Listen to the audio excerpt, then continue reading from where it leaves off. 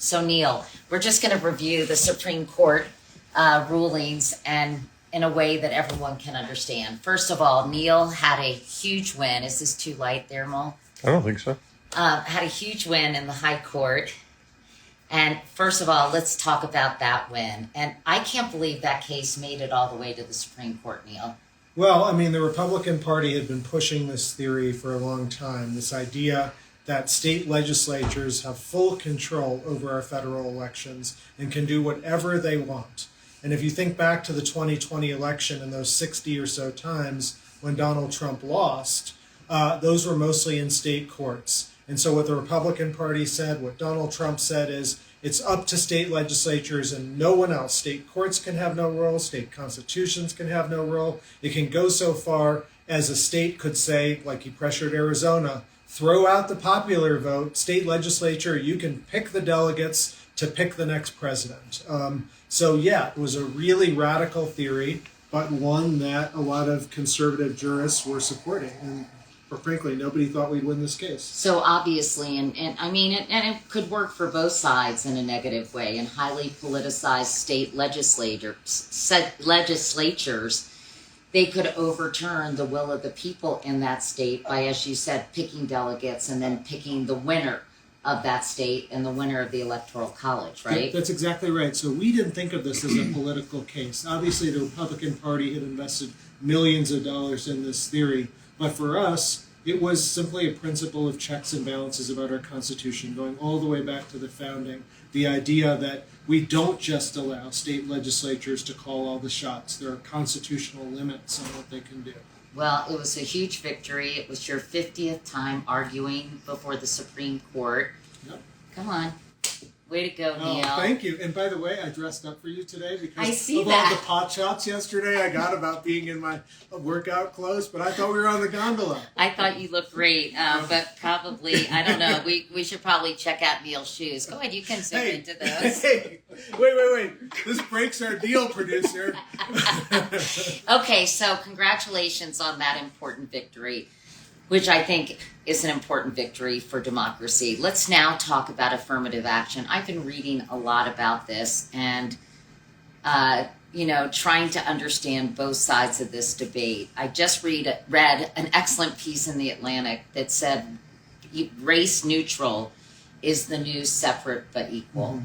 So let's just talk basically about what happened with affirmative action, and I don't know, please give me your opinion on it too, Neal. Yeah, so I'm going to speak personally here because I have a lot of clients in this space. But speaking personally as a law professor for over 20 years, diversity is really important in the classroom. I mean, I've taught criminal law in a class where there was only one African American, and it just has a very different feel to the discussion. So not to say that's inexorably true, but it's largely true. And that's why universities, particularly the most selective ones, have used affirmative action over the last decades. The Supreme Court upheld it expressly in 1978, reaffirmed it repeatedly in 2003, 2015, with opinions by Republican-appointed justices to the Supreme Court. But now this Supreme Court, in a 6-3 decision, has dramatically cut back on affirmative action. Let's talk about what affirmative action actually means, because I think some people think it means quotas. But explain it, plain and simple. Yeah, when the Supreme Court in 1978 said universities could have affirmative action, they said you absolutely could not have quotas, that they are plainly illegal. And so since 1978, anyone who's had a quota is operating outside of the law, and those plans have been struck down. What the universities do, following on what that 1978 decision is they have to look at the whole person and evaluate diversity, including racial diversity, as one component among many, like geographic diversity, chess players, athletes, so on. The idea is race should be one part of it. It can't be the defining feature of an application, but one part. That has worked quite well for 50 years, but it was challenged here, and the Supreme Court struck down these two plans from University of North Carolina and Harvard. And I think I guess would it be the plaintiff argued that this was hurting white and Asian students, that it was actually discriminating against those students by giving priority to applicants of color. Correct, yeah. So that's the argument. And the argument on the other side that the Supreme Court's adopted since 1978 is that's the wrong way of thinking about what university admissions are, because when you admit minorities in, it benefits everyone, including the Caucasians and Asian Americans, because it contributes to a healthier discourse. California outlawed affirmative action, 20 years ago? Yeah. And I was just reading in this Atlantic piece that after that, students of color declined precipitously.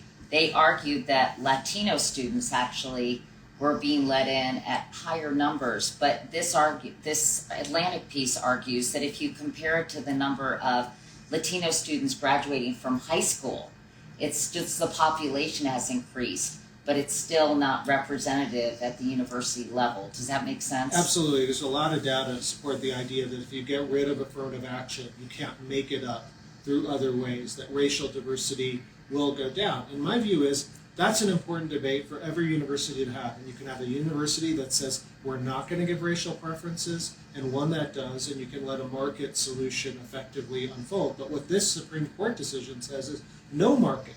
It's illegal if you have an affirmative action program akin to the one that we've had for the last 50 years. But isn't this sort of semantics? I mean, all these college presidents and universities have come out and said, we are committed to diversity. And in fact, the Supreme Court decision said race can be considered. So it's a bit confusing. Can you explain that? Yeah, I mean, I actually think it's hard to explain because the Supreme Court didn't explain it all that, in enough detail either. So, but the last paragraphs of the opinion say, okay, we're going to get rid of affirmative action the way Harvard and UNC are doing it. But if an individual applicant writes an essay and says, I'm a minority, and here's what I would bring. And don't they have to check a box about their background, So the check the box, I don't know what the status of that, if that's required under federal law. It might be or it might not, and it might, certainly you have the option of not Right, answering because that's what Elizabeth Warren got into so much trouble or was mocked for saying that she was part Native American. I think that was different. That was like part of the Law School Association filings. Oh, okay. So I think that's a different thing. But in any event, I think that there is this opening for universities to have, which is to say, look, if the essay identifies an applicant, and it's not just on the basis of skin color, but on what that applicant will bring to the university in terms of her race and experience, that's okay. Some of my friends have discussed the possibility of basing it more on socioeconomic factors, that the overlap would solve the problems. But that's not necessarily true because white schools are generally so much better than schools in sort of Black and Latino neighborhoods. Yeah, so there's a lot of data to say socioeconomic diversity can make up some of this, but it can't make up all of it. That's why basically all the selective private universities have used affirmative action over the last 50 years. Some people asking about how is it enforced. How is it enforced, I guess? So, yeah, thanks, John. So, please, if there are good questions, let us know. Just like these two cases, individual applicants who don't get in and organizations, and there's a whole variety of public interest organizations that sue universities to say, you've discriminated against this applicant or this class of applicants. So that'll be how it'll be enforced, is through lawsuits. Through lawsuits. So you mean people complaining that it's not fair to them? Correct. Okay. So someone who doesn't get in for whatever reason, and says university is still doing affirmative action, they're recalcitrant and so on. Okay. All right, let's talk about now the lawsuit here in the state of Colorado involving the website designer. This is kind of complicated, but really important. But first of all, this never even happened. Exactly. This is a theoretical case that was brought to the Supreme Court, which seems so weird to me. Was this individual basically trying to make a point? How did this happen? Right, so this is a fake case as best we can tell based on new evidence that's emerged last week. So you have a website designer, and she says, I want to get into the business of website designs over marriages, and including same-sex marriages. And she says, but this Colorado law, which forces non-discrimination provision of public services will mean that I'll be forced to write messages that I disagree with On this website. on this website. Okay. This now- isn't the bakery case. No. By this the is- way. Right. This is a website. What happened with that bakery The case? baker's in case, Indiana? they found a technical way to basically not decide very much. in Okay, and that case. was in Indiana, I right? can't Wasn't remember. it? I think that was actually Colorado as well. Oh, it actually, was? now that I Okay. think about it. So yeah, but the thing is here. So this website designer said, "I'm going to be asked to do these LGBT wedding websites," and her example was a guy named Stuart, and she says Stuart has asked me to design such a website. So the New Republic magazine, when a reporter there went and started to figure out who Stuart was, she finally figured out who Stuart was. She called him last week, and Stuart said, I am a website designer, but I'm straight, and I've been married for 15 years, and I have no interest in this whatsoever, and didn't know anything about it. So the Supreme Court is bound by the Constitution in Article 3, which says you have to have an actual case or controversy in order to walk into the U.S. Supreme Court. There's Well, no how did actual that- case or controversy. Well, how did That's- this happen? And that's what people are asking. So then how does the Supreme Court take a case Yeah, like that? So I think, unfortunately, it hadn't been pointed out to the Supreme Court up until just 3 days ago. There's now a mechanism to deal with this. There's that something is called- insane to me. Yeah, I mean, it does seem, I'm not sure exactly what happened in terms Don't they of... have people in charge of that, like Yeah. making sure cases are actual and legitimate? They do, but they also rely on the lawyers themselves to raise a lot of these things. Evidently, it wasn't raised. Embarrassing, isn't it? It wasn't raised until 3 days ago or 4 days ago, but there is a mechanism now to fix the problem. Colorado can go to the U.S. Supreme Court with a piece of paper called a petition for a rehearing, and they can say, look, new evidence has emerged that this is a fake case. Throw out your decision. I suspect Colorado will do that, and I suspect the Supreme Court will throw out the decision. Really? So you can appeal a Supreme Court decision? Has that It's not happened? appeal as much. You're seeking reconsideration because of a new fact that has emerged. And obviously, it would have been better had this fact emerged before, but the Supreme Court does have an institutional commitment to avoid any sort of fake cases. Now, the argument on the other side, which conservatives are making, this morning, is, well, Roe versus Wade was a fake case because in Roe versus Wade, Roe was not pregnant at the time of the Supreme Court decision. Right. But she had been pregnant. It's very much unlike the website designer who's never designed such a website, never had a request to design such a website. In Roe, what the court said is she was pregnant when she filed the case. The ordinary period of human gestation is, 273 days. And if we had to insist that she be pregnant when a case got to the U.S. Supreme Court, no case could ever get to the Supreme Court because you couldn't race it up through a woman's pregnancy in time. So very, very different factual circumstance. And that's why I do think the Supreme Court's going to really take a tough look at this should Colorado ask for this decision to be eliminated. Interesting. All right, let's talk about the merits of the case, though, because it's very interesting and yet somewhat confusing. Basically, this was a free speech argument that people should not be, it's what they can say, but also what they can't say, right? And this person, ostensibly, I forget her name, who apparently, right? I think her name is Lori Smith, the designer. Yes, yeah. So she said, if this is against my religious beliefs, I should not be compelled to use my artistic abilities to create something I have a real problem with, right? So it was under free speech and Correct. You got it the perfectly. First Amendment, is that right? You got it perfectly. And by the way, a little aside here, you're so good at explaining these concepts to non-lawyers, and that's why I'm having you as my guest this week on my podcast, Courtside, which is all about this. Shameless plug. Total shameless plug. But it's true. You're so good at this. Sorry, Neal, what's your podcast called? It's called Courtside, and thank you. And it's available wherever podcasts are found. She's basically saying this Colorado law requires me to not discriminate in the provision of services.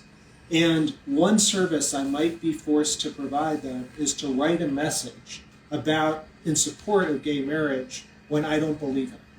And so, let's take this to its logical conclusion. Let's say somebody who is having a baby wants to do a baby shower website, right? And she's an unwed mother. And this website designer does not believe in premarital sex or having a child, without benefit of marriage, whatever. Could she say, I'm sorry, Susie, I am not going to do your website because it is against my religious views? Yeah, I think she could. Now, there's a nuance to the case which a lot of people aren't capturing, and that article you sent me by David French today in the New York Times. Right, he's a columnist. It's an excellent piece. I thought it was really well done. I agree, because the decision's being misreported to say the Supreme Court has blessed closing the door if you run a business, to anyone you disagree with. If it's like a black person coming in and wanting service at your restaurant, or a gay person or something like that. That's not what this case is about. In this case, actually, this designer said, look, I'll do LGBT websites, but I don't want to have any expressive message being forced to say something with which I disagree. And so in your case, the baby shower, it would depend a bit on what that website said. If the website is in any way, condoning or glorifying premarital sex, then I think the same result would apply, which is they couldn't be forced to put that message. If by contrast the website is just a generic, hey, we're having a baby shower for Katie, and come over at 7 p.m. and here's a gift sign up or something like that, that would, I think, not fall within this U.S. Supreme Court decision. It may be vulnerable in future days, in future cases, because the Supreme Court does sometimes first plant a seed and then let it grow into something much bigger. But this decision doesn't do what at least some people are saying it does. Right, and somebody pointed out, I think David French, that Neal Gorsuch was also the one who expanded Title VII. I thought that was interesting and somewhat surprising to me. Yeah, so Justice Gorsuch was the fifth vote and wrote the opinion in a case called Bostock a few years ago, which did say that LGBT workers are protected in the workplace by Title VII. And the conservatives on the other side got really mad at him and said, look, Title VII was written in 1964 and bans discrimination because of sex. Everyone thought it was gender-based discrimination. And what the conservatives said is nobody in 1964 thought that it would cover and protect gay people. But here, Gorsuch, that's what you just did.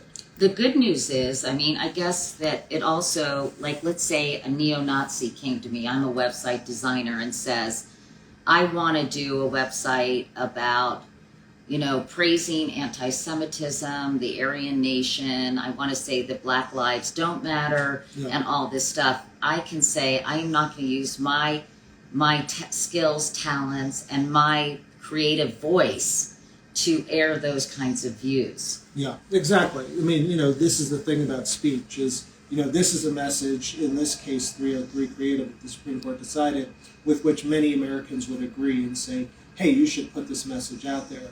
But there's other messages, like the one you're saying, which is not, which is why these are hard cases and why they need actual, real, live controversies. And how's this different from being able to protest in Skokie, right? As abhorrent as those protesters were, they were allowed to do those funny. But there's a big difference, I think, there, which is when you're protesting in such a way, and of course it's so hurtful to so many people, particularly in Skokie, which is a predominantly Jewish community, that is truly speech. Here, if you're designing a website, it's not speech or not much speech, and it's certainly not necessarily your speech. Nobody would think that the writer of the website is actually, it's her message, it's her client's message. And so I do think that there's a fundamental difference, and that's what the dissent, which is a written opinion disagreeing with the majority, written by Justice Sotomayor, says. And she also makes the point, she says, look, Smith, website designer, nobody's forcing you to design websites. Colorado's law only applies to people who are engaged in the provision of, quote, public services. You voluntarily decided to enter this business, and then you should be stuck with some of the consequences that follow.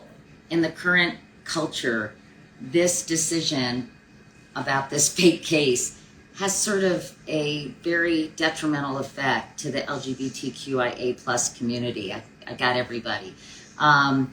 Because it seems to just add fuel to the fire with so much anti-trans legislation, some of the things that Ron DeSantis is doing in the state of Florida, Texas, not offering gender-affirming care, which was, by the way, reversed by that judge, I think in Florida, right? So I think for a lot of people in that community, it just feels like a particular, like another slight, because it was a case about that community. Yeah, that's exactly right. And, it is amazing the progress that was made by the community. I was part of the team that brought the same-sex marriage equality cases to the Supreme Court. It was one of the most emotional days in my life when I walked out of the Supreme Court, to the steps right after they made the decision, and thousands of people linked arm in arm, singing America the Beautiful, celebrating that the U.S. Supreme Court had stricken down these barriers to gay marriage. And now we're backsliding. And, the DeSantis ad is a perfect illustration of that he launched on Friday. And so I totally understand the fears of the community because for whatever reason, a bunch of extremists have taken this on as their mission. Some people have suggested that now that sort of the dog caught the car in abortion and they won that with the reversal of overturning Roe v. Wade, that they need another issue to galvanize the extreme members of their party.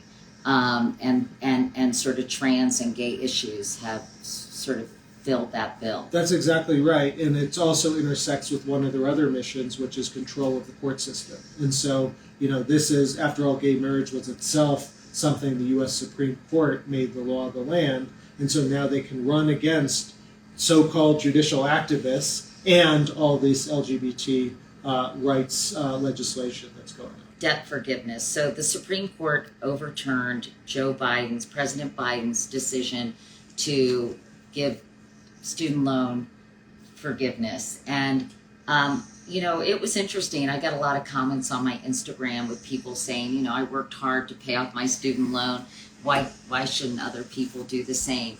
Now, can you explain, why President Biden used an executive order to say there would be student loan forgiveness?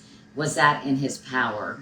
And B, why the Supreme Court said no thanks? Yeah, so, look, first of all, I think people can have a debate about whether or not there should be debt forgiveness or not. Some people say, look, as you were saying, I paid all my debts, why should someone else not get debt forgiveness when I didn't get it? Mm-hmm. That's a legitimate debate to have. Here, the United States Supreme Court said, can't really have that debate under the Biden plan because we're striking it down and saying you can't do this at all. My view is if you don't like Biden's debt forgiveness plan, you've got an easy solution. Vote against him in the next election. It's obviously a big centerpiece piece of his agenda. If you're upset about it, do that. What a bunch of states did here is they said, well, we're going to sue Biden and say it's illegal for him to do that. And that was Tennessee? It's Missouri was the lead state, and there were a bunch of others as well. Mm-hmm. And, again, like the Baker case, the website case, you have to have an actual case or controversy. You have to be harmed by a government action. Here, Missouri had no real argument for how they as a state were harmed. They said, well, we administer student loans, and we sometimes take a percentage of that. And if what about the argument that they're taking how much money? $4 billion? I think it's $400 billion is the total. Oh, okay, sorry, $400 billion from the government, from government funds, giving it out this way, and it makes less money available for programs that will serve a greater number of people. I'm just making this up. No, but that can't be a theory of standing, because if that's true, then every time the government spends money on anything, then everyone has standing. Yeah, okay, and so that's the problem. And yet the court was, this is, Melissa Murray at NYU calls it the YOLO court, the only live once court, because they grab cases, and this is one in which there wasn't an actual harm to the states, but nonetheless, they filed this lawsuit, and 6-3, the Supreme Court says you can do that. Now, the hard question is on the merits. Was what Biden doing legal or not? What the state said, and they have some strong arguments in this favor, is, this is such a major thing that Congress has to expressly authorize in clear terms that you can forgive debt if you're the president of the United States. What Biden said in his Solicitor General is Congress already decided this in a law, I think it's called the HEROES Act, a while ago, that said that if they're facing some sort of crisis, the president can suspend debt. And the crisis was COVID? The crisis here was COVID, and that's what Biden used as the crisis. And what is interesting, what the opinion for the majority said, written by the Chief Justice, is that even if it does fall within the language of the law, that Biden can do this, it's such a major question that you have to have some special, extra clear authorization from Congress to Biden to do that.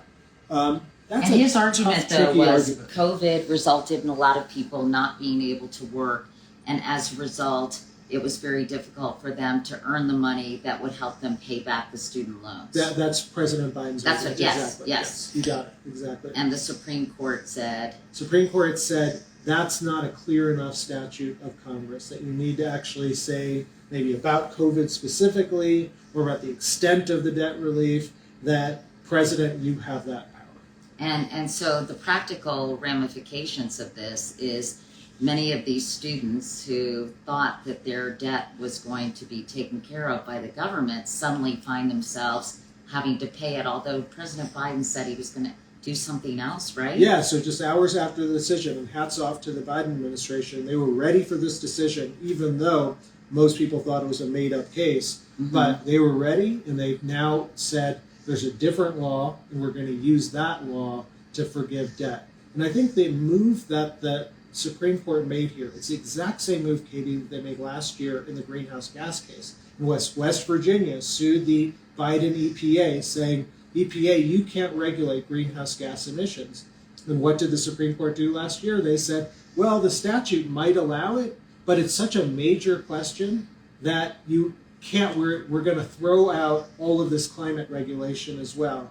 Congress has to speak more clearly. So this is That's a tool. frustrating, Yeah, this isn't is it? this is a tool being used now to take down progressive parts of the Biden administration. The underlying issue is that how ridiculous it costs to the ridiculous price of a college education. And, you know, we were saying that it's sort of a race to have a better gym, nicer dorms, and all this costs money. Is that why it's so expensive, you think, to go to college? There's a lot of different factors going on, but it, to me, is the number one problem. I mean, the idea that college costs so much is, you know, it's just way outpaced inflation. I'm on the board of my alma mater, Dartmouth College, and it's something we think about all of the time. Well, is there something that can be done about it? I do think technology is going to help with this over time, because you don't need to now hire one professor for every little subject that your students need. You can outsource it and use Zoom and Skype and other things. And also, I think, there was a lot of discussion about watching a lecture online and then getting together to discuss it in person, right? Exactly. And universities are starting to do that. And also, you don't need libraries the same way you did before. And so there's a variety of things which my hope is will bring down tuition. It has to come down. It's just so unfair. It's such a and barrier to quality. I was going to say, it just exacerbates income inequality in such a major way.